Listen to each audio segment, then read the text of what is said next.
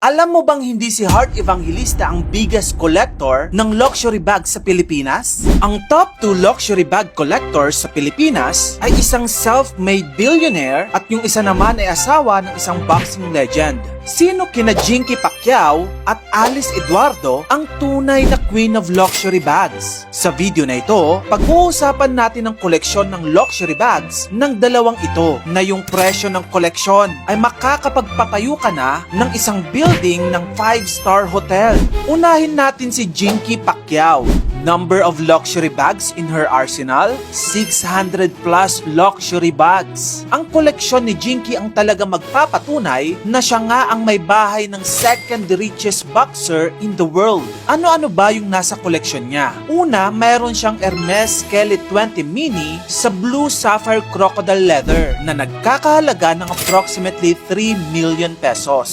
Hindi rin magpapahuli ang kanyang Hermes Birkin Ombre Exotic Lizard na may presyo ng almost 6 million pesos. Meron din siyang Hermes Gilles Guan Marriage Kelly na umaabot ang presyo sa 6.1 million pesos. At syempre, ang kanyang Dior Saddled Calfskin Bag na nasa 176,000 pesos ang presyo. And of course, ang super duper mahal na Hermes Himalaya Birkin Bag na umaabot ng almost 16.4 million pesos ang presyo. Ang bag na ito ay holy grail sa mga Hermes bag collector dahil gawa ito sa Niloticus crocodile leather na sobrang rare at hard to find. Take note ha, wala pa dyan yung iba niyang bags. In fact, aabutin ng isang oras ang video natin kapag in-enumerate natin yung mga bags niya. Based on various fashion magazines, Jinky Pacquiao's collection is worth 500 million pesos. Grabe no? Pero wait, ang tanong, may laban kaya itong si Alice Eduardo na isang self-made billionaire at tinaguri ang Woman of Steel dahil siya lang naman ang nag-build ng foundation ng mga biggest casinos in the Philippines at yung iba pang mega infrastructure projects. Ano-ano ba yung mga nasa collection ni Alice? Siya ay nagmamay-ari din ng Hermes Himalayan Birkin and Niloticus Leather na tinaguri ang isa sa pinakamahal na bag sa buong mundo. Pero kung si Jinky ay may isa nito, si Alice Eduardo may 3